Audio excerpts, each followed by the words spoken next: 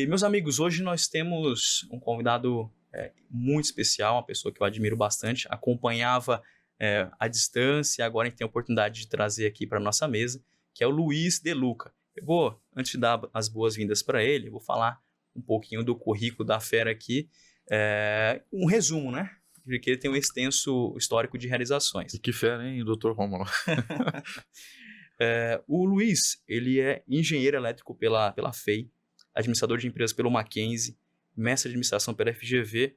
Na carreira executiva dele, ele foi country manager da GE Healthcare, diretor-geral do Hospital 9 de Julho, CEO do Hospital Samaritano e CEO da América Serviços Médicos. E hoje a atuação dele está principalmente como conselheiro de grandes empresas da saúde brasileira. Luiz, seja muito bem-vindo, meu amigo. Muito obrigado, doutor Rômulo.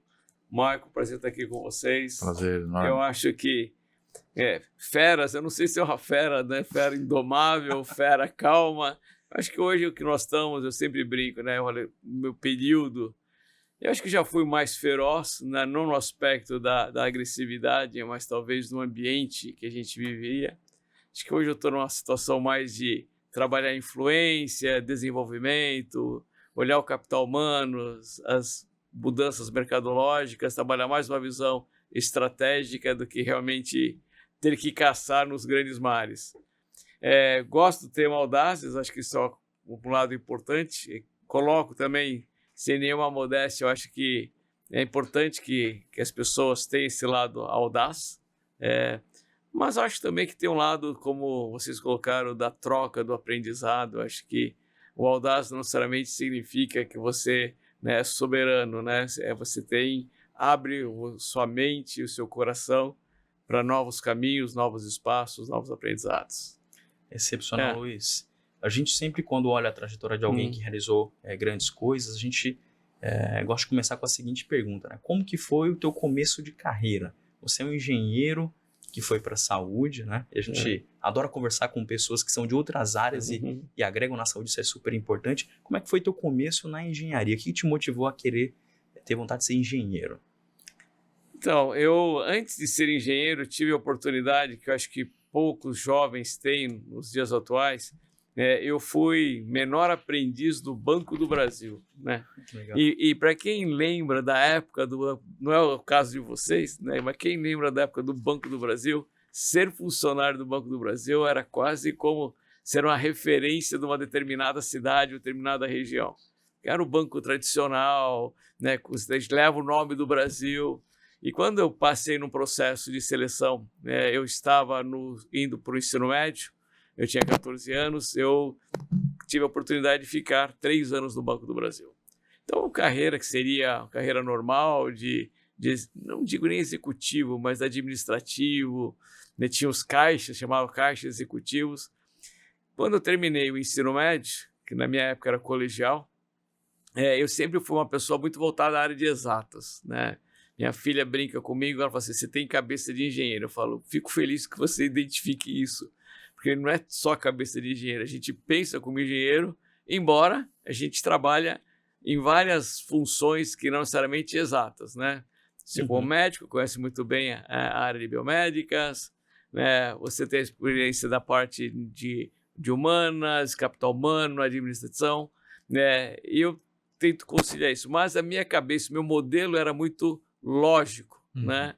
Então, eu sempre gostei da parte de lógica. Então, natural que naquela época eu cheguei a fazer um curso, para quem lembra um pouquinho de computação, que não é o que a gente vive hoje nas IAs, eu fiz um curso de COBOL, né? Eu tinha 14 para 15 anos, eu já gostava dessa visão. Então, assim, era natural que o banco não iria me atender e no período que eu estava dentro do banco, eu decidi ir para a engenharia. O pessoal do banco, obviamente, achou estranho, mas entendeu? Então, essa foi a minha opção.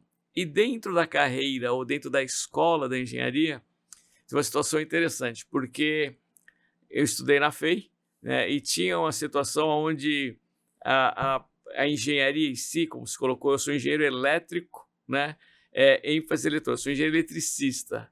Não tinha como engenheiro eletrônico, engenheiro de data science, mas era uma fase que a parte digital estava começando a ser desenvolvida.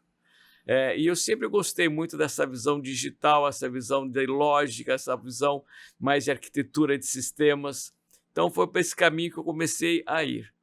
Mas durante o próprio decorrer da faculdade, eu tive oportunidade de estagiar em 2 ambientes. Um ambiente que era um ambiente de desenvolvimento, né? Então, muito de bancada. E eu percebi que meu trabalho de bancada não era o que me satisfazia. E oportunidade de um trabalho comercial, onde eu consegui ter, na época, era uma empresa, a Texas Instruments, que ela tinha a parte de microeletrônica, dos chips, e nós trabalhávamos com várias indústrias. E eu estagiei na indústria de entretenimento e a parte automobilística. Então, todos os chips que iam para bonecas, brinquedos, assim como os chips que iam para a linha automotiva. E percebi que o meu caminho estava mais na área comercial. Então, foi uma grande mudança. É uma área mais de humanos, de relacionamento. Ela era mais relacional. Método, né? Embora você tenha um aspecto técnico, eu sempre gostei do aspecto técnico, né? E tinha mais essa parte de visão de negócios, né? De mercado. Eu já gostei desse modelo de atuação. E depois eu derivei, né, eu fiz estágio também em várias empresas, fiz estágio na Philips. E depois que terminou o meu estágio, eu fiquei um período, não fui efetivado na sequência, mas consegui, né, um emprego numa área de automação industrial, na área de produto, que foi legal. Mas uma coisa interessante é que, na mesma maneira que eu comecei nessa automação industrial, eu tinha feito um estágio na Philips, numa área de telecom. Aí me chamaram para voltar para a Philips numa oportunidade numa antiga chamada Philips Eletromedicina. Agora nós começamos a falar, né, uma conversa comum no setor da saúde. E eu fui para a área da eletromedicina. Hoje não existe mais esse termo, hoje é Philips Healthcare. Na época isso significava o quê? Que a Philips trabalhava toda a área de dispositivos médicos para diagnóstico, então toda a parte de tomografia, depois eu falo um pouquinho dessa evolução, mas tinha outros componentes que não necessariamente eram na parte de diagnóstico, eletromédicos, a parte gráfica. Então eu trabalhei nesta área, comecei a trabalhar como, né, responsável, eu era suporte técnico comercial, por ser engenheiro, mas ligado a uma área comercial, que é aquilo que eu tinha gostado dentro da Texas. E aí comecei a ter uma interface de responsabilidade de linhas de produtos na área mais de diagnóstico por imagem, e onde eu consegui evoluir, né? Eu peguei quase toda a indústria, né, quando a gente trabalhava desde o raio-x convencional até a introdução da ressonância magnética. E eu passei de responsável de produto de raio-x, ultrassom, né, fiz a parte cardiovascular, tomografia computadorizada e cheguei na ressonância como responsável de produto, né, de apoio às vendas, né? Eu era um engenheiro técnico comercial de suporte a vendas e dava aplicação tanto de tomografia computadorizada. Então eu fiz curso na Bélgica de tomografia e fiz curso na Alemanha e na Holanda de ressonância.